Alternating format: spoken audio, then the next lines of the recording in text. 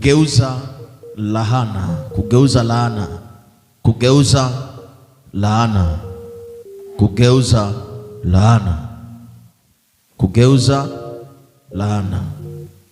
Bwana Yesu asifiwe sana. Nitataka unifuate ambao kuwepo jana, ili tuende sawa na tuingie kwenye maombi kwa ajili ya kugeuza na kufuta kila laana ambayo ilishawahi kutamkwa katika maisha yetu. Tulisema laana ni nguvu ya kiroho inayosababisha madhara makubwa katika ulimwengu wa mtu, au ni maneno mabaya ambayo yanatamkwa kinyume na mtu. Akikutamkia maneno mabaya, maana yake amekulaani. Na maneno uwaga hayaendi bure. Kila neno lina nguvu nyuma yake ya kulisukuma ili lipate kutimia. Kama ilivyo kwa upande wa baraka, baraka inatolewa kwa maneno, hata laana inatolewa kwa maneno. Nilikwambia ni nguvu inayozuia baraka za Mungu, au ni nguvu inayozuia mema Mungu aliyoyakusudia juu ya mwanadamu. Mema hayo ni yapi? Yanawezekana ni mafanikio, ni ustawi, ni utajiri, na kila aina ya jambo zuri ambalo unalijua linaweza likampata mwanadamu akafurahi. Sasa kazi ya laana ni kuzuia. Kazi ya laana ni kupishanisha lile kusudi ambalo lilikuwa limelengwa kwa mtu huyo. Nikakwambia Yesu alipoenda msalabani, cha kwanza alienda kufuta laana, kwa sababu kwenye Biblia yeyote aliyekuwa anaangikwa msalabani ilikuwa ni ishara ya kwamba mtu yule amelaaniwa. Imeandikwa katika Torati kwamba kila aliyeangikwa msalabani alikuwa ni mtu aliyelaaniwa. Kwa hiyo Yesu alikwenda msalabani ili azifute hizi laana ambazo wanadamu tulizibeba kutoka kwenye familia zetu, kutoka kwenye mazingira tunayokaa, au kutoka katika jamii tunayokaa. Na ndio maana Biblia inasema alilaaniwa Yesu ili sisi tupate kubarikiwa. Sema amina kama unaelewa. Sasa nikasema kila jambo lisilofaa ni laana. Umaskini ni laana, magonjwa ni laana, kutokufanikiwa ni laana, kukataliwa ni laana, kudhalauliwa ni laana, kupuuzwa ni laana, kukosa uzao ni laana, kufa kabla ya wakati ni laana. Kwa sababu Yesu kilichompeleka msalabani, akagongomelewa pale misumari miguuni na mikononi, akavikwa taji ya miiba, akachomwa mkuki ubavuni. Lengo kubwa, alitaka aondoe laana. Lakini leo kwa nini tunaishi chini ya laana? Kwa sababu hatujajua namna ya kushughulika na laana. Na laana usipoishughulikia lazima itakutafuna katika maisha yako. Bwana asifiwe sana. Lakini leo tunayo nafasi mbele za Mungu tuishughulikie na kuigeuza kila laana iliyotamkwa katika maisha yetu katika jina la Yesu. Haleluya. Njia nyepesi ya kushughulikia laana, nilikwambia jana, ni kuigeuza. Unalivise, unaigeuza, unairudisha. Maana ikishaachiliwa, laana ikishaachiliwa, maneno yakishaachiliwa, manake lazima yatatengeneza madhara katika ulimwengu wa roho. Nilikupa mfano ukasema unaweza ukatamkiwa laana ukasema wewe sio Mungu Bwana. Sio namna ya kushughulika na laana. Mtu akikutamkia laana pale pale on the spot, lazima umwambie laana haitanipata, na igeuze ikurudie. Sio tu unabaki tu unasema wewe sio Mungu wala geuza, kwa sababu amekwambia kwa maneno, kwa roho chafu iliyoko ndani yake. Kwa sababu kinywa chenye baraka kitamki laana. Sema amina. Biblia inasema kwa kinywa hicho hicho mwalaani, kwa kinywa hicho hicho mwabariki. Kinywa chenye baraka akiwezi kikatamka laana. Ukiona mtu inafika sehemu anatamka laana bila sababu, jua huyo ndani mwake kinachotenda kazi ni roho ya shetani. Mtu mwenye roho ya shetani kinywa chake ni chepesi sana kulaani. Sasa mtu akilaani pale pale, usisubiri. Kama unamsikia, uko naye, umesimama naye, anakulaani na unamsikia, cha kufanya sio kwamba nikirudi nyumbani au niende kanisani kuomba. Pale pale unaigeuza laana. Pale pale wakati anakulaana, namwambia naigeuza ikupate wewe na watoto wako, haitonipata kwa jina la Yesu. Sema amina. Haleluya. Bwana asifiwe sana. Kuna mtu ananielewa hapo? Nilikupa mfano mmoja, nilikupa mifano miwili. Mfano wa kwanza ulikuwa unatoka kwenye kitabu cha Hesabu 22 mstari wa ngapi nilisema jana? Mstari wa 6. Mtu mmoja atusomee hapo, tusomee Gideoni. Hesabu 22 mstari wa 6. Biblia inasema, basi njoo wewe na kusii. Basi njoo wewe na kusii. Unilanie watu hawa. Unilanie watu hawa. Maana wana nguvu. Maana wana nguvu. Kunishinda mimi. Kunishinda mimi. Labda nitaweza. Labda nitaweza. Tupate kuwapiga. Labda nitaweza. Tupate kuwapiga. Tupate kuwapiga. Nikakwambia hivi, huyu ni Baraki. Huyu ni Baraki ambaye alikuwa ni mfalme wa Moabu. Amepata habari za Israeli kwamba Israeli Mungu wao anatisha. Israeli Mungu wao alimpiga Farao kwa mapigo mengi. Israeli Mungu wao aligawanya bahari ya Shamu akapita. Israeli wana Mungu asiyepimika, Mungu ambaye hawezi kushindwa na miungu.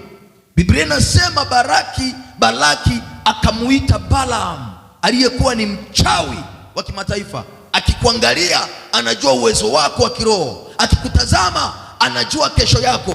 Alikuwa na uwezo na uvuvio kutoka kuzimu. Akamuita Balaki akamwambia, naomba uende unilanie Israeli. Kabla ya kupigana vita akataka aenda walaani Israeli. Lengo la kuwalaani ni nini? Laana uwaga inadhoofisha. Mtu aliyelaaniwa hawezi kupambania hatima yake. Mtu aliyelaaniwa hawezi kuona kama yupo kwenye shida. Inaweza ikafika sehemu anaona mambo mabaya katika maisha yake, lakini anachukulia kawaida.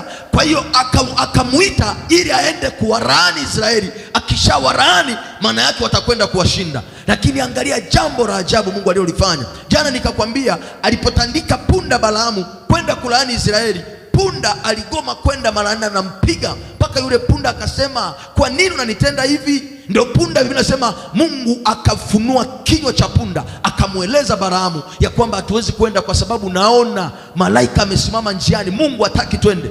Ndio ile andiko la Hesabu 23 na ule mstari wa 23, Biblia inasema hakika hapana uchawi juu ya Yakobo wala hapana uganga juu ya Israeli. Bwana Yesu asifiwe sana. Haya maneno yalizungumzwa na Balaamu ambaye alikuwa ni mchawi baada ya kushindwa kwenda kuwalaani. Lakini huyu jamaa alikuwa ni bingwa wa kulaani. Ukienda una tatizo ukasema nilaanie mama fulani, nilaanie fulani. Na hata hao watu wakina Balaamu mpaka leo wapo. Kazi yao ni kusimama na kusema tu maneno. Anasimama. Kuna uchawi kupitia maneno. Mtu anaweza kanena maneno juu ya maisha yako. Kwa hiyo anasimama tu anatamka. Akishatamka yeye sio kwamba ametamka tu, anakuwa ameshazungumza na mashetani yake katika madhabahu kwamba nikisema hili jambo naomba limkute, nikisema hili jambo naomba limtokee. Kwa hiyo akasema hapana uganga wala uchawi ambao unaweza ukainuka na kufanikiwa juu ya Israeli. Sikiliza mwana wa Mungu, kama umebarikiwa, Biblia inasema Mungu atamlaani atakaye kulaani, lakini atambariki atakaye kubariki. Sema amina. Lakini ni namna gani ili Mungu ashughulike nao watu? Ni lazima uwe umeigeuza laana. Ukishaigeuza laana, nataka nikwambie, yeyote atakaye kubariki atabarikiwa, atakaye kulaani, laana itarudi kwenye maisha yake na watoto wake kwa jina la Yesu. Haleluya. Mnanielewa watu wa Chanika? Angalia, anasema naomba nilaanie hao watu. Nilaanie. Sio wapige, walaani tu. Israeli kama wangelaniwa wangepigwa kivyepesi na Balaki mfalme wa Moabu. Lakini sio hao tu. Angalia habari ya Daudi kwenye kitabu cha Samueli wa kwanza sura ya 17. Nitataka usome nzima pale. Nitataka usome hiyo sura nzima uielewe vizuri sana. Hiyo Samueli wa kwanza sura ya 17. Angalia namna ambavyo ushindi wa Goliati haukuwa tu wa mwilini. Goliati alikuwa ni mtu anayetisha, lakini alikuwa na siri rohoni. Cha kwanza kabla ya kupigana na Israeli alikuwa na laani. Alikuwa na warani kwa miungu. Biblia inasema akamlaani Daudi kwa miungu yake. Mtu akishakulaani, laana ikakukamata, unadhoofika. Amen. Utashangaa hata imani inaisha. Utashangaa uwezi kuomba tena. Utashangaa kiu ya ibada imekauka. Utashangaa yani hujisikii tena na masuala ya Mungu. Hujisikii tena kuomba, hujisikii tena. Yani unaishi tu kama ujielewi. kwa sababu nimeshakutana na watu wengi wanasema mchungaji ni kama yani sijielewi, yani sielewi, yani kama niko duniani. Sikiliza, laana imeshatupwa. Laana ikitupwa, lengo la laana ni kukudhoofisha usipate nguvu ya rohoni. Laana inachokifanya inakudhoofisha rohoni, inakupiga rohoni. Ukishapigwa rohoni, mwilini wewe ni mwepesi. Sema amina. Sasa Daudi, Goliath akamlaani, lakini Daudi alikuwa na kanuni, alikuwa anajua namna ya kuigeuza laana. Pale pale anamtamkia maneno, akasema sikiliza, haya huyu Mungu wa Israeli na majeshi yako uliyoyatukana, ninakujia kwa jina lake, lazima utang'oka. Daudi kilichompa ushindi, alijua kuigeuza laana. Alipoigeuza laana, jiwe moja lilimtosha kumwangusha Goliathi. Lakini Israeli walikuwa wamepigana naye, amewashinda mpaka wanamwogopa, mpaka siku Daudi alipowaambia kwamba anamwambia Sauli asizimie moyo, mwambie mimi nitakwenda kupigana naye Mfilisti. Biblia inasema Sauli akamwambia, wewe Daudi bado ni kijana mdogo sana, huyu jamani hatari sana huyu. Daudi kwa sababu alijua namna ya kushughulika na laana. Usiogope mtu anayekutamkia maneno mabaya. Hata wewe unayo maneno ya Mungu. Akitamka kishetani, wewe unatamka ya Mungu kwa jina la Yesu. Sema amen. Usianze kuyatafakari, pale pale anakutamkia mabaya, kwa sababu yeye anatumiwa na shetani, wewe unatumiwa na Mungu. Yeye anatumiwa na wachawi, wewe unatumiwa na Roho Mtakatifu. Kwa hiyo akitamka na wewe tamka. Kuna vita ya maneno. Sasa atakayeshinda ukiwa na Mungu, ushindi ni lazima, ila usipogundua anakutamkia, unasema wewe sio Mungu tu, wewe acha hizo, jua kabisa hiyo laana inakwenda kukupata. Sema amina. Watu wa Mungu, Bwana asifiwe. Unaelewa kitu nazungumza? Laana ina uwezo kumdhoofisha mtu asipiganie hatima yake, heshima yake na maisha yake. Wangapi ambao unawakuta wapo katika matatizo na ameokoka lakini hawezi kuchukua hatua? Sikilize, ni hatari sana, ni hatari sana kuwa katika shida halafu usijue kama upo katika shida, yani hauchukui hatua. Kuna watu unaoonea huruma, unaona kabisa huyu maisha yake ni hatarini, lakini yeye tu ajali. Shetani akishakunyang'anya ule uwezo wa kutafakari kwamba lakini hapa nilipo sio, hapa nilipo sio. Takupa mfano rahisi ambao utaujua. Kwa mfano, ni mchungaji, unaona kanisa kila siku linaishi, halafu wewe unasema kawaida tu, washirika waga wanaenda tu kawaida. Si kawaida, lazima ushtuke useme hapa kuna jambo ambalo haliko sawa. Na kama haliko sawa, nafanyaje? Unaingia kupambana. Hello, Bwana sifiwe. Kukaa tu ukasema Mungu anajua, Mungu hajui. Mungu anataka umjulishe. Mungu waga hajui. Na kama Mungu angekuwa anajua, usingekuwa unapatwa na mabaya. Lazima upambane. Maisha ni mapambano. Tuko kwenye uwanja wa vita. Haleluya. Na shetani hawezi kukubali kukuachilia tu mapema, akakuachilia tu kirahisi. Yaani akuachilie tu kirahisi ufaulu. Sio rahisi. Lazima pambane na wewe. Kwa hiyo unapoona mtu hawezi kupigania maisha yake, jua kabisa huyo ameshalaniwa. Watu wengi wanashindwa kuthubutu kufanya mambo makubwa kwa sababu ya hofu iliyosababishwa na maneno ya laana waliotamkiwa zamani, wakati mwingine wakiwa wadogo au hivi ulivyo. Ujue laana sio mpaka mtu akulaani direct. Anaweza akakuona unataka kuanzisha kitu akwambia wewe kuna wengi walishindwa. Daudi aliyakataa hayo maneno. Tena aliambiwa na wenzake, wewe kuna waliojaribu kupigana naye, huyu walikuwa warefu zaidi yako, wewe Daudi ni mfupi, huyu mwezi. Sasa watu wengi wanatembea na hofu ambayo imesababishwa nayo maneno. Neno lolote la kukuvunja moyo ni laana. Sema amen. Bwana sifiwe. Lazima ulikatae. Neno lolote ambalo unaona kabisa linavunja moyo katika jambo ambalo unataka ufanye, unakuja kwenye maombi unasema, wewe Mungu wako angekuwa anajibu, usingekuwa bado unakutana na matatizo. Hiyo ni laana. Futa. Kwa sababu ile maneno usipoyafuta, usipoyageuza, itafika sehemu yatajirudia katika akili yako. Kwa kadri unavyotembea yanajirudia. Ila niliambiwa. Tayari shetani amekuweza. Bwana Yesu asifiwe sana. Bwana asifiwe.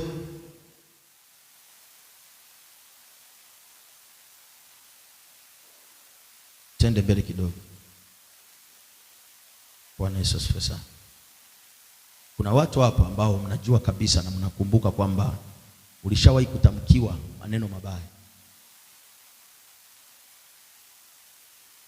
Mimi nishawahi kutamkiwa na bibi yangu, ila alishakufa. Sema amen. Ila nilipojua niliageuza. Kuna watu wanaweza wakawa wanaishi maisha ya ajabu kwa matamko tu aliyotamkiwa. Kuna watu nilikuwa nawaombea, walitamkiwa tu na ndugu yao, sijui mama mdogo, sijui nani. Unajua shetani ana uwezo kumtumia mtu akaongea neno, lile neno utalipuuza, lakini utakapoanza kupitia yale maisha aliyokuambia ndo utaanza kulikumbuka, linakuwa limeshaota mizizi. Jina Bwana barikiwe sana. Bwana Yesu asifiwe sana. Lazima tuelewe, lakini Biblia inasema laana yoyote ina sababu. Sawa sawa? Laana yoyote ina, kama ambavyo baraka ina sababu, ndivyo na laana ilivyo na sababu. Hakuna baraka ambayo inaweza kaja tu from nowhere. Mungu nibariki, kwa lipi akubariki kwa lipi? Unafanya nini ili mpaka akubariki? Sasa ndivyo ilivyo hata kwenye laana. Kwenye kitabu hiki cha Mithali sura ya 26 mstari wa 2, tafutie. Biblia inasema kama shomoro katika kutangatanga kwake, kama shomoro katika kutangatanga kwake, na kama mbayuwayu katika kuruka kwake, ndio kadhalika laana isiyo na sababu haimpigi mtu. Laana isiyo na sababu haimpigi mtu. Sema amen. Amen. Bwana asifiwe. Amen. Laana isiyokuwa na sababu haimpati mtu. Haimpati mtu. Vile vile hata baraka ina sababu. Ukisoma Mwanzo 27 mstari wa 1 hadi wa 10. Ngoja nikusomee kidogo. 27 mstari wa 1 hadi wa 10. Ni maelezo makubwa. Utasoma kwa wakati wako, ila nataka nikueleze. Isaka alipokuwa amekuwa mtu mzima, hawezi kuona tena. 27 mstari wa 1 hadi wa 10. Sikiza hii story itakusaidia. Isaka alikuwa na watoto wawili mapacha. Nani na nani? Amsoma Biblia. Isaka alikuwa na watoto wangapi? Nani na nani? Yakobo na nani? Na Esau. Tu tunasoma Biblia bwana. Bwana Yesu asifiwe sana. Sasa amezeeka. Kwa sababu tukumbuke Isaka alipokea baraka kutoka kwa baba yake Ibrahim. Si ndio hivyo watu wa Mungu? Baraka waga inarithishwa kizazi hadi kizazi. Kumbe baraka, mtu anaweza akapewa baraka. Sikiliza, unataka baba yako akubariki, baba yako mzazi, lazima uwe na sababu kwa nini akubariki. Unakuja kwa mtumishi wa Mungu upokee baraka alionayo, lazima hiyo baraka iwe na chanzo na sababu. Hakunaga baraka ya maneno. Sema amen. Sema amen. Isaka amezeeka, amepofuka macho, aoni tena. Anahisi taarifa za mbinguni kwamba muda wote Isaka unaweza ukaondoka. Watu wa Mungu wanapokaribia kufa waga wanajua. Yaani waga wana taarifa kwamba hata asiposema, lakini anajua kabisa kwamba hapa nakaribia kwenda kwa baba. Sema amina. Hakuna mtu wa Mungu anayekufa tu kama paka tu mtaani. Mtu wa Mungu anajua kwamba majira yamefika. Biblia inasema kwa sababu Esau ndiye alikuwa mkubwa, akamwagiza Esau, akamwambia, Esau alikuwa ni mwindaji mzuri sana, akamwambia nenda mawindoni ukanitafutie, unitengenezee chakula kitamu sana, nile nishibe, nikubariki. Hiyo ndiyo sababu ya baraka kutoka kwa watumishi wa Mungu. Bwana asifiwe sana. Hakuna mtumishi anaweza kaachilia baraka kama moyo wake haujaridhika. Sema amen. Haitakuja kutokea mpaka uridhishe moyo. Hata mzazi wako, ndugu yangu, ukitaka uende kwa baba yako akubariki, mama yako ana baraka akubariki, lazima ufanye kitu. Usiende tu kwa maneno matupu kusema mama, baba, nimepiga magoti naomba unibariki. Andaa vitu vya kwenda kuwapatia ili nafsi zao zikunjuke. Sawa sawa? Kila baraka ina sababu. Jina Bwana likiwe sana. Siku zote waga napenda kutoa mfano, nasema umezaa watoto 5. Tutarudi huku kwa Esau na Yakobo. Umezaa watoto 5. Wote labda upo kijijini, wote wako Dar es Salaam, wengine sijui wako wapi. Lakini katika hao 5, kila siku wanakupigia simu, mama tunakupenda ulituzaa, asante mama. Lakini kuna mmoja akipiga simu anakwambia mama, na shilingi 5000 utaiona hapo. Mama nimekutumia vocha. Mama nimekutumia ile samaki. Tuseme ukweli, moyo utakuwa wapi? Kabisa nakwambia, wote ni watoto, unawapenda, lakini moyo wako utakuwa unamkumbuka yule wa nini? Wa samaki. Na ndipo baraka huyo jamaa zinapoenda kwake. Sasa Esau alipoenda mawindoni, kumbe mama yake na Esau na Yakobo wamesikia. Na mama yake ile baraka alitaka iwe ni ya Yakobo. Akamwambia Yakobo, nimemsikia baba yako anataka mbariki Esau. Tumuwai huyu mtu, hii baraka ije kwako. Sawa sawa, tunafanyaje sasa? Nenda kwenye kundi la mifugo yetu, chagua mbuzi sijui kondoo mmoja, chagua, chinja. Mama yake akapika vizuri, mama yake akamsaidia. Bwana Yesu asifiwe sana. Ndio maana kwenye familia, mama unaweza kuwa na watoto 7, lakini kuna mmoja unampenda sana yako. Eti mama wawili, hiyo najua. Hiyo ni siri yako, usiseme. Eti kuna mmoja ukimwangalia unasema aka katoto nakapenda. Sio kama wengine wapendi, ila kuna mmoja ukimuona tu moyo, yani moyo unampenda sana. Sasa mama Esau moyo wake ulikuwa kwa Yakobo, japokuwa Esau ni mtoto wake. Bwana Yesu asifiwe sana.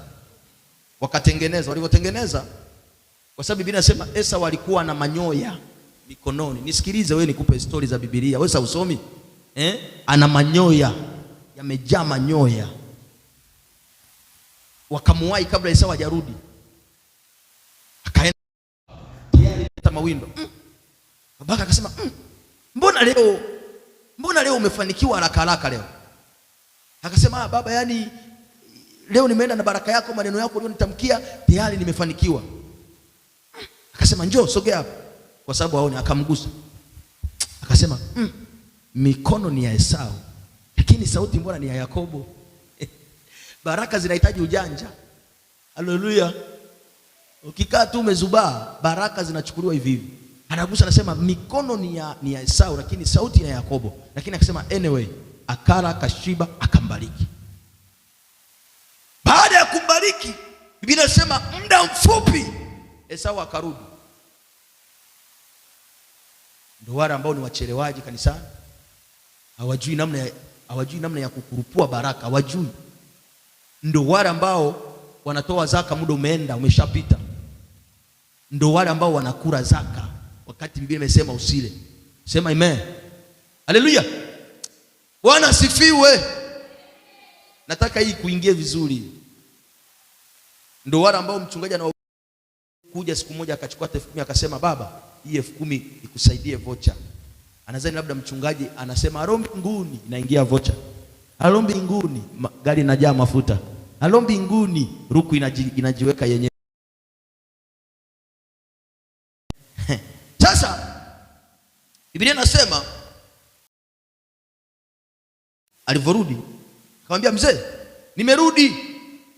Mzee amesema, kutoka wapi? Ulichonielekeza tayari. Akasema, Yakobo amekuwahi. Yakobo kachukua baraka yako. Baraka ameshaichukua Yakobo muda mrefu. Ndio maana huyu Yakobo aliposhindana na malaika usiku kucha pale Penueli, Biblia inasema alipomshinda akambadilisha jina, akasema kuanzia leo hautaitwa Yakobo, utaitwa Israeli, kwa sababu Yakobo ni kama jina linasema ni jina ni kama mnyang'anyi. Yakobo manake mnyang'anyi, alinyang'anya baraka ya Mungu ya mtu. Sema amen. Akaitwa Israeli manake mbarikiwa. Sasa baraka yoyote ina sababu. Mwambie mwenzako baraka yote ina sababu. Mwambie tena asikie, baraka yote ina sababu. Wewe unakuja, baba naomba unibariki. Yaani Mungu akubariki kwa lipi? Okay. Nani anahitaji baraka? Nyosha mkono. Haya, mimi nataka niulize. Mzee Mterevu, nataka baraka kwa sababu gani? Mungu anakuuliza, okay, nimesikia kilio chako, nikubariki kwa lipi? Kwa nini Mungu akubariki?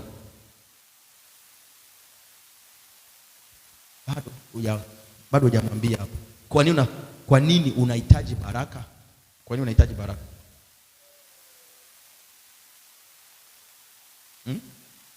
Ili ule vizuri. Kwa nini unahitaji baraka, Steve? Ili tumikie Mungu. Kama vile nakuja Mama Steve, kwa nini unahitaji baraka?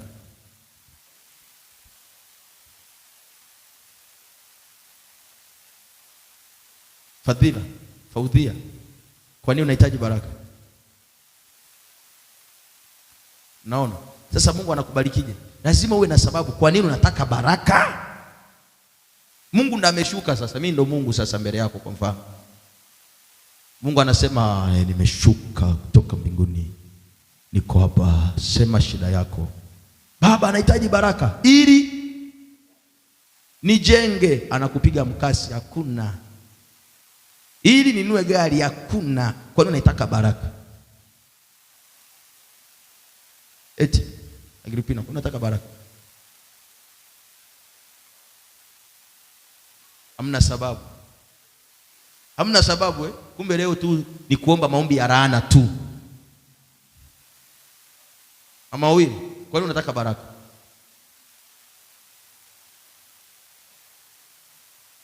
Yes. Ubarikiwe.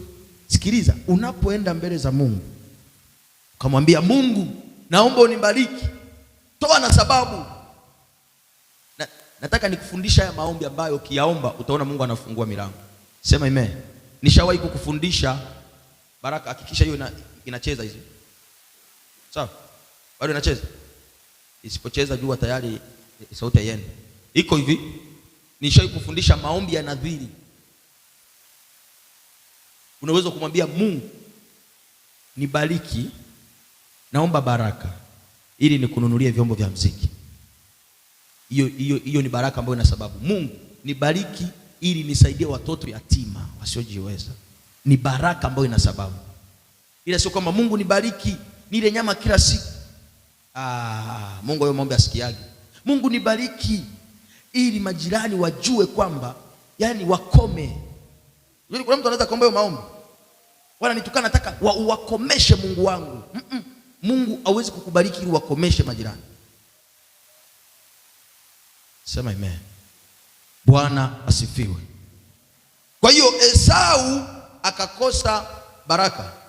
Lakini angalia kitabu cha Wafalme wa pili, Pastor Gideon, ule mstari wa 4, ile sura ya 4 mstari wa 8 hadi 17.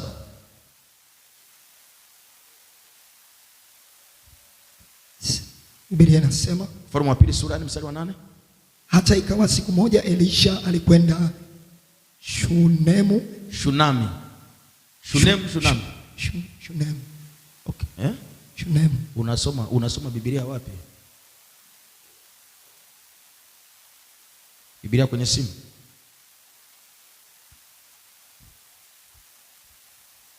Wafalme wa pili sura ya 4. Tafuta Biblia kwenye nili tuone kama inasema ni Shunemu, sawa? Asizani. 4:8. Shunemu, sawa. Bwana asifiwe sana. Sasa naomba tuishi hapo nikufafanulie, utasoma kwa wakati wako. Huyu alikuwa ni nani? Elisha. Bwana asifiwe. Elisha nabii wa Mungu akawa anakwenda kuhubiri kijiji kimoja. Anakwenda tu kuhubiri au tusome. Anasema, na huko kulikuwa na mwanamke mmoja mwenye cheo, naye akamshurutisha aje ale. Akamshurutisha, akamlazimisha Elisha. Elisha alikuwa anapita zake kila siku njiani. Ni mtumishi wa Mungu, anapita anaenda kuhubiri kwa miguu, anarudi. Sasa siku moja akamshurutisha, njoo ule. Baraka zinahitaji uwe na akili na nguvu ya kuzipata baraka. Bwana asifiwe sana. Watu wengi hatujui namna ya kujipendekeza kwa Mungu. Sema kujipendekeza. ila mna uwezo wa kujipendekeza sana kwa binadamu wenzako ambaye hata mbingu hatakupeleka, ila kwa Mungu hamjui kujipendekeza kama alivyokuwa Petro. Petro alikuwa ni kielele wa Yesu, anajipendekeza. Sasa wakamwambia huyu mama alikuwa na cheo, lakini alikuwa na shida moja tu, alikuwa hana mtoto. Hana mtoto na amezeeka, umri umeenda, hawezi tena kupata mimba. Biblia inasema alivyomshurutisha akala, alivyoondoka yule mama akaongea na mume wake, akasema kila siku kuna mtumishi wa Mungu anapita hapa, tumtengenezee chumba, tumwekee kitanda, tumwekee meza, tumwekee na taa, akiwa anakuja kuhubiri au analala huku kwetu. Bwana Yesu asifiwe sana. Je, huyo mama ana sababu ya kubarikiwa au haipo? Ipo, si ndio hivyo? Maana Biblia inasema ampokee nabii kwa sababu ni nabii, atapata thawabu ya nani? Ya nabii.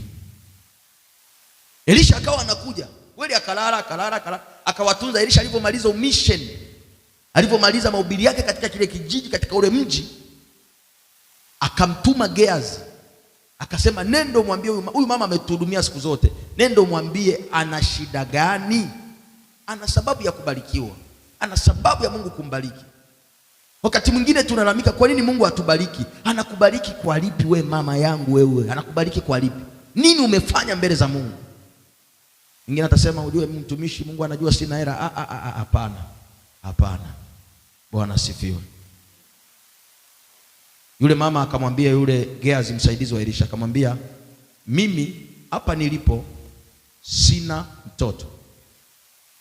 Gehazi akaenda akamwambia Elisha, yule mama anasema ana mtoto, akamwambia nendo mwambie majira kama haya mwaka kesho atakuwa na mtoto. Yule mama hakuamini. Yaani mbona ananiambia uongo huyu mtumishi? Na uzee huu wote uzee. Mungu hana mipaka. Halo? Yaani leo itokee nimsimamishe bibi Vale, msimama kidogo. Unamwona huyo bibi? Haya. Nimeingia rohoni nikasema kaa chini. Bibi Vale, natamka mwakani majira kama haya utakuwa na mtoto. Kanisa zima litasema mchungaji kavuta bana.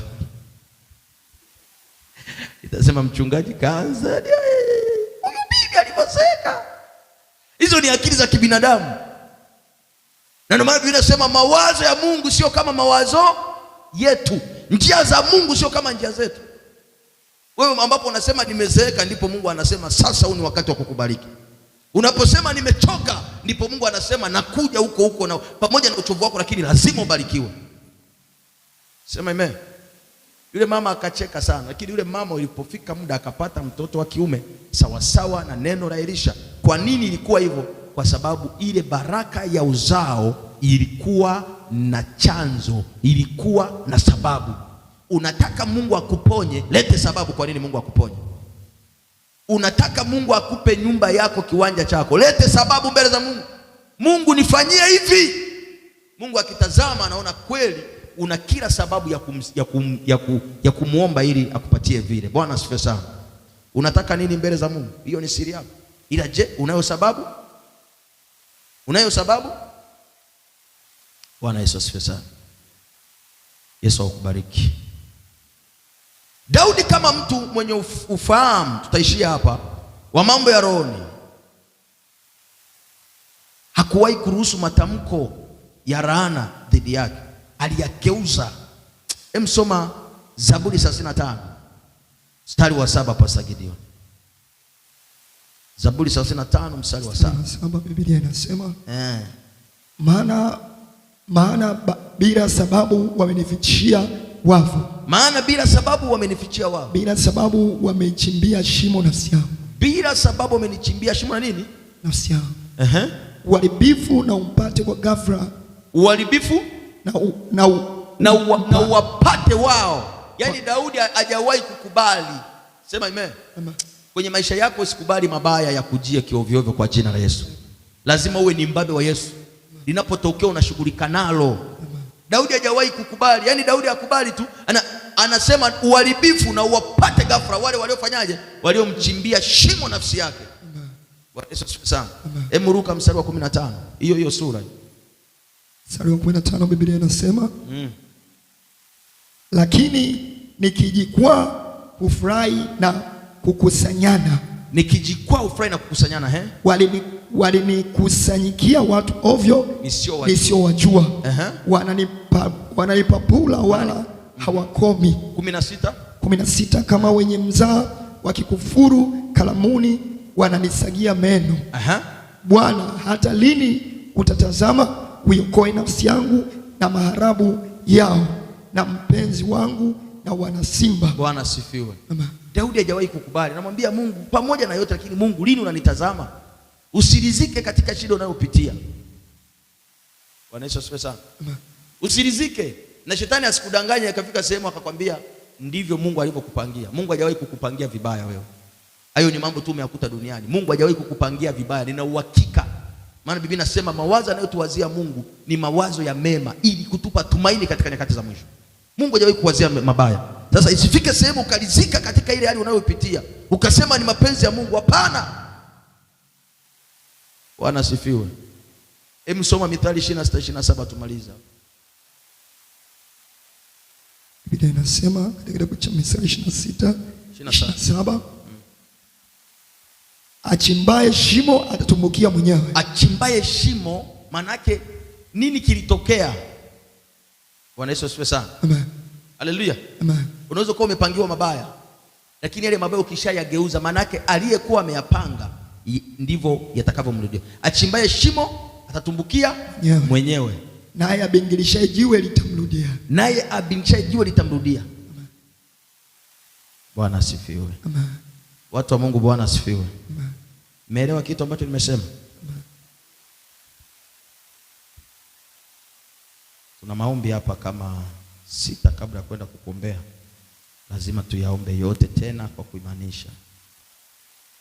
Bwana Yesu asifiwe sana.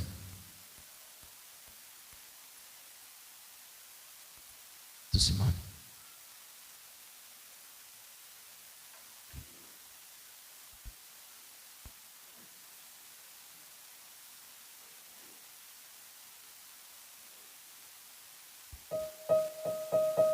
Mzee Said, ukirudisha mlango itakuwa vizuri.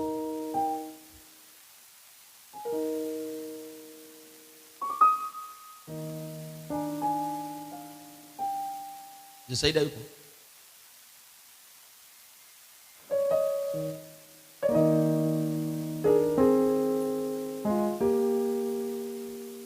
Tunakusubiri wewe ambaye bado umekaa ili usimame, mheshimiwa katika Bwana.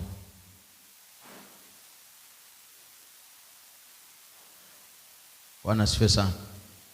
Vipi, mnasikiaje joto lipo? Ndo mtoe michango ili tuhamie sehemu ya tofali kidogo. Haya. Tuna maombi 6 na yote tunayaomba leo.